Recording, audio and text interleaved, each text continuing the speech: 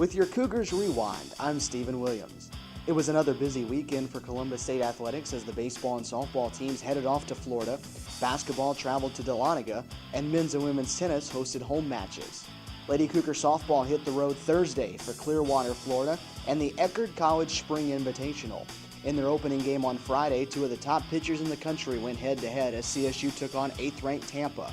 Scoreless heading into the 7th inning, the Lady Cougars surrendered 4 runs in the top of the 7th and went down in order in their half of the inning, falling 4-0.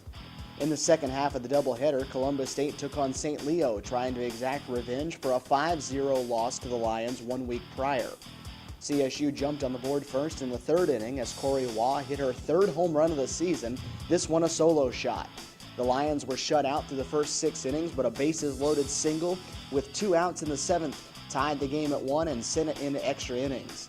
Waugh delivered again for the Lady Cougars as she singled up the middle to score Suzanne Carney in the 8th and give CSU the lead back. Taylor Turner tacked on insurance runs later in the inning as she doubled home 2 more.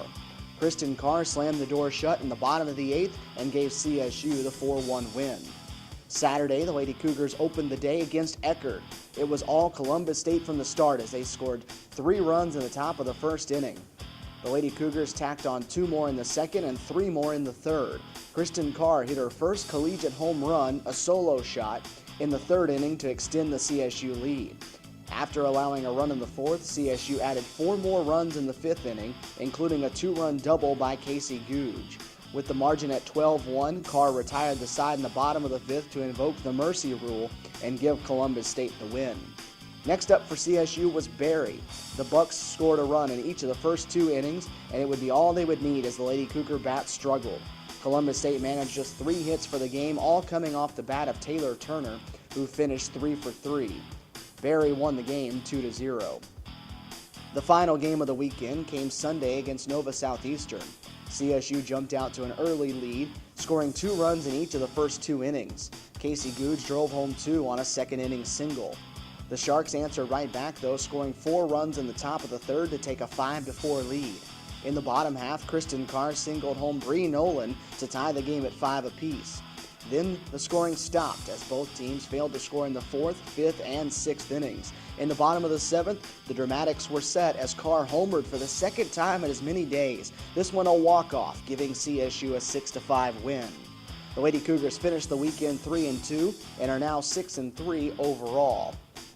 Columbus State baseball hit the road to Florida as well as they traveled to St. Leo for a weekend series. In the first game of Saturday's doubleheader, CSU found itself trailing 4-1 headed to the 8th inning. In the top of the 8th, Ryan Lewis singled, scoring Blake Edwards to cut the deficit to 2. Then in the 9th, Edwards doubled down the right field line, bringing home Aaron Jivitin to make it a 1-run game. With the Cougars down to their final out, Lewis delivered again as Jackson Oliver scored on Lewis's single to tie the game at 4. However, in the bottom of the 9th, a 1-out double, followed by a run-scoring single, allowed St. Leo to walk off with a 5-4 win. In Game 2, St. Leo put 2 on the board in the bottom of the 1st inning, and they would need no more, as the CSU bats were held at bay over 7 innings. Brett Teschner drove home the only Cougar run of the game as his single in the 4th scored Ryan Lewis. The Lions took Game 2 3-1. In Sunday's series finale, CSU fell behind early and once again was forced to play catch-up. Columbus State picked up 2 runs in the 3rd inning as Seth Corbett and Ryan Lewis each had RBI singles. The Cougars tied the game with 2 in the 5th, scoring on Brett Teschner and Cameron Scott RBI doubles. The Lions retook the lead in the bottom half of the inning, but CSU knotted it up once again, this time at 5, as Dustin Averett singled in Jimmy Obermark in the 7th. The Cougars broke the 5-all tie in the 9th with 2 runs, but a 2-run home run for St. Leo tied it at 7 and kept the game going. In the 10th, the Lions walked off on an RBI single, sweeping the series from CSU with an 8-7 win. The men's and women's basketball teams traveled Saturday to Dahlonega for their 2nd meeting of the season with North Georgia. In the women's game, the Lady Cougars used a 12-3 run over the final 3 minutes of the first half to take a 5-point lead into the locker room at halftime. Columbus State scored the opening points of the second half and would be in front the rest of the way. North Georgia cut the lead down to 4 on 3 different occasions, but CSU had an answer each time. When the final horn sounded, it was the Lady Cougars getting the win 84-75. Taryn White scored 38 points to lead Columbus State. Her 38 points were just one shy of the all-time program record set back in 1997. The win makes the Lady Cougars 13-9 overall and pulls CSU in a tie with Montevallo for second place in the Peach Belt Conference West Division. Things didn't go so well for the men of CSU in the second half of the doubleheader.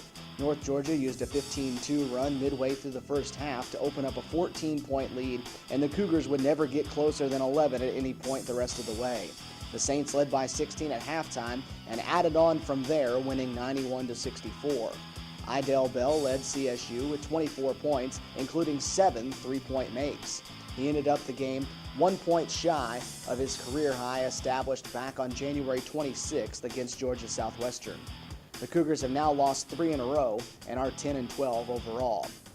Friday, the 7th-ranked women's tennis team took the courts against Shorter at the Mary V. Blackman Center in Columbus. For the second straight match, the Lady Cougars did not drop a set, winning 8-0. 6th-ranked Paola Chigui won first singles 6-2, 6-1 to improve her career record at CSU to 25-0. Also on Friday, the 7th-ranked men's tennis team went head-to-head with Shorter. The Cougars dropped only one match on their way to an 8-1 win.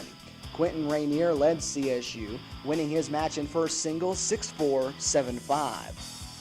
The men also played on Saturday in Columbus as the Cougars hosted Morehouse. This time, the Cougars pulled off the clean sweep, winning 9-0.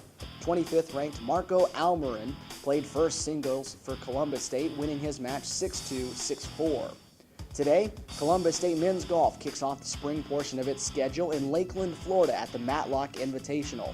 First and second round play is going on today, and third round play will take place on Tuesday.